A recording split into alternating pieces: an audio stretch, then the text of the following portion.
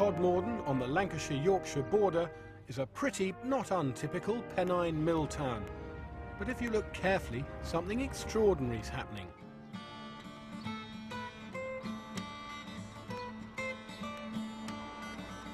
The vegetables are taking over. Flowers and ornamentals are out, incredible edibles are in. And it's all the brainchild of committed veg activists Mary Clear and Pam Wallace. We'll make this a full herb bed. It's fantastic, and you've got lovage and some there. varieties The of lovage mint. is doing well. And they've been doing it all without getting the council's permission. I've hooked up with Pam and her mate Nick for a spot of guerrilla gardening. We're planting raspberry bushes by the side of the local recreation ground. Yeah, see? Yes. We didn't have to bust the Spot padlock on there, anyway. Nick. So when you go out and plant stuff around the place, you don't tell anyone you're doing it or ask permission, you just get on and do it? Yeah, absolutely. And nobody ever complains. You know, there's a lot of derelict land all over the place. Absolutely, yeah. That, you know, nobody claims, nobody looks after, places that are unloved. Just take them over and grow on them. Communities can do that all the time. Sure.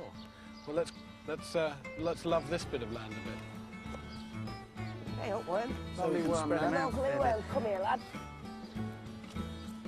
Technically speaking, is it possible that we're breaking the law here?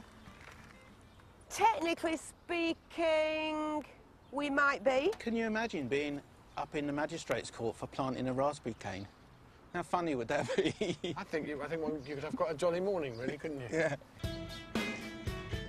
Pam and Mary have a bold ambition to make Todmorden self-sufficient in veg within just 10 years. Are there signs that people are harvesting? Yeah, of course there is. Excellent. And they're leading by example. So this is one of yours. Yes. This is the bus stop right here. Yeah, yeah. So people can pick their herbs Yeah. and get on the bus. Love it, just doing really well. I might take a bit of that, actually.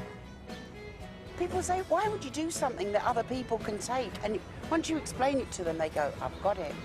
I've got what it's about. So it's propaganda. These are propaganda beds. Can we grab a few things from here? There's some nice We looking certainly leaves. can.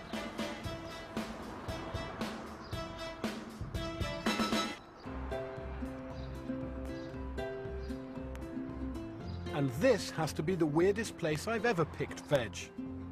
I just hope I can rustle up a heavenly treat after the graveyard shift. Ooh, can we have him? Yeah. I rather like the idea of pushing up the vegetables when I'm gone from this world. But these plants are growing between, not on the graves. It's an extraordinary setting for a veg garden. How did it come about that we've got veg growing here among the graves?